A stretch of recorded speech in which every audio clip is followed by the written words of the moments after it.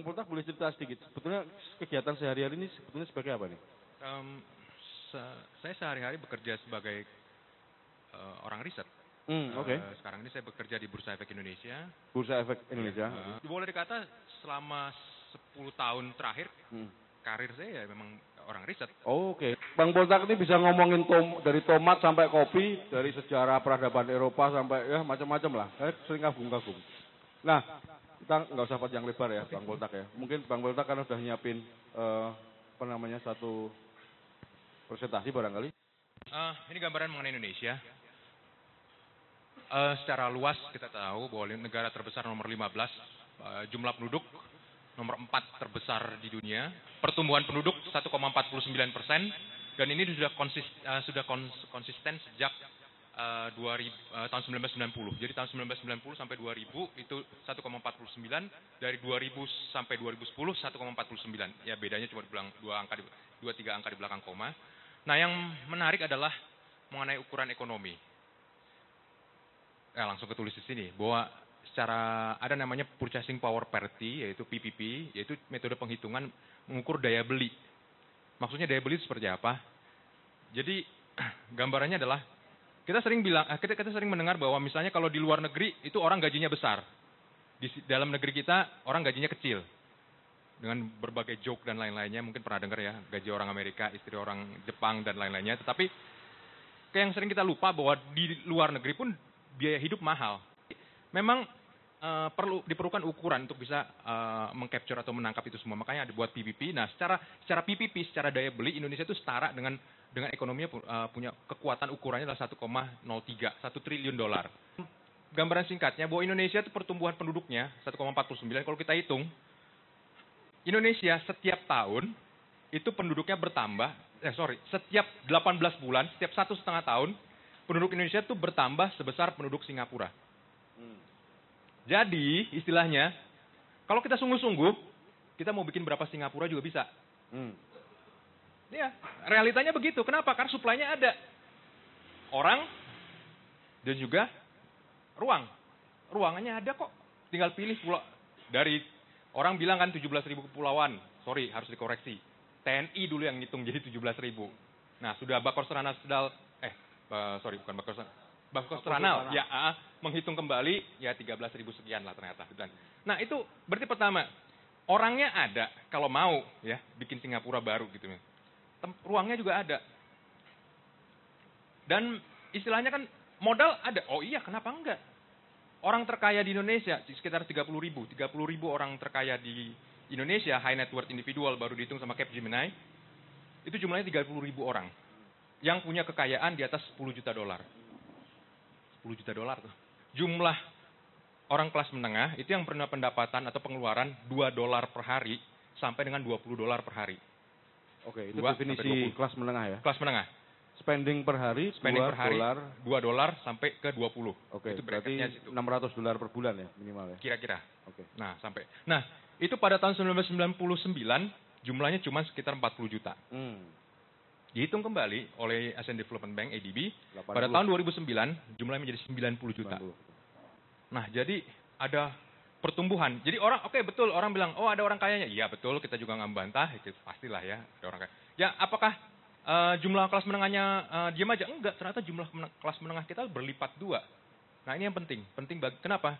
Karena dengan jumlah orang kelas menengah yang kuat, maka pertama, demokratisasi itu pasti akan bisa terjaga. Segedumel-gedubelnya kita ya tetap aja kita punya kepentingan terhadap politik. Makin besar jumlah kelas menengah, makin stabil secara politik. Kenapa?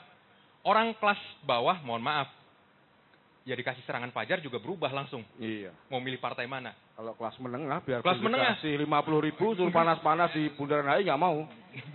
Iya kan? Iya. Terlalu mahal gitu. Terlalu mahal. Iya. Terlalu mahal. Nah, jadi teman-teman bayangkan, sekarang ini kita memang agak gundah ya. Kenapa kok pemilu kita hasilnya seperti begini? Ya memang karena tadi kelas bawah kita emang mohon maaf memang agak masih terlalu murah.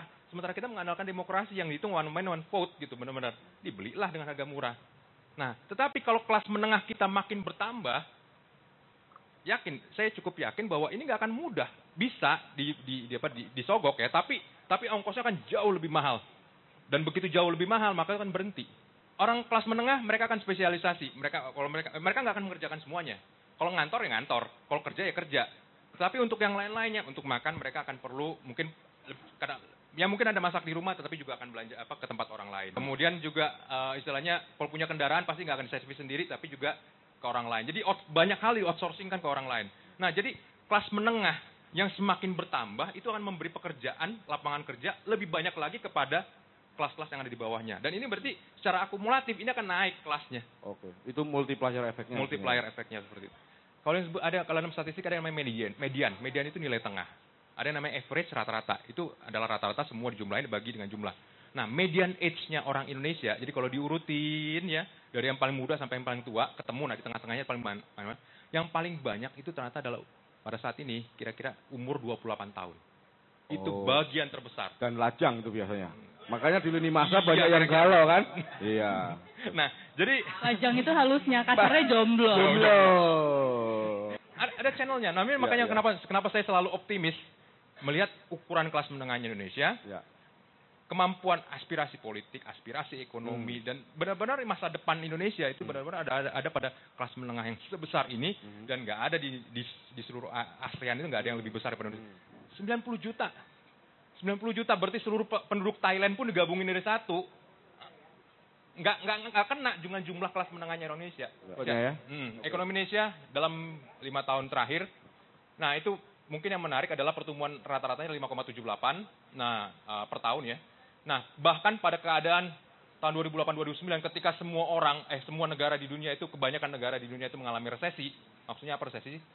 Pertumbuhan ekonominya negatif ya, bukan menciut. Indonesia masih bisa sekitar 4,5%. Cuman ada 3 negara besar, ya saya nggak bicara negara Trinidad, Tobago atau Jamaika, enggak itu terlalu kecil ya. Tapi cuman ada 3 negara besar yang memang bisa menghindarkan diri dari Great Recession. Pertama adalah Cina, nomor 2 India, dan nomor 3 adalah Indonesia. Nah, kenapa bisa seperti itu? Karena nanti ceritanya panjang, tapi sebenarnya menunjukkan bahwa Indonesia itu sebenarnya punya kekuatan. Kekuatan terbesarnya adalah konsumsi dalam negeri yang sangat besar. 60% dari ekonomi Indonesia itu digerakkan oleh private consumption. Konsumsi Anda, saya. Ini seperti yang terjadi di Cina berarti ya? Beda Beda lagi. Cina ceritanya beda lagi. Tetapi istilahnya itu bahwa ekonomi Indonesia kenapa nggak sampai jeblok ke resesi? Karena memang istilahnya orang warganya tuh ya rajin konsum dan ekonomi Indonesia itu cenderung untuk melihat ke dalam. Jadi istilahnya semua bisa tercukup, kebutuhan dasar bisa tercukupi di dalam negeri, kemudian juga cenderung nggak begitu ngelihat keluar, ekspor impor juga terhadap negara lain juga relatif kecil, jadi cukup resilient ya. Nah ini yang penting karena ini juga pentingnya begini, kita tahu dari 2006 sampai sekarang dari bertahun-tahun Indonesia tuh kita selalu kecewa. Secara politik kecewa, secara kita ngelihat korupsi, kita ngelihat birokrasi, kita melihat bahkan kita kekurangan infrastruktur, bahkan sejelek-jeleknya begitu kita masih bisa 6,5%. Udah kayak begini aja masih 6,5%. Masih bisa 6,5%.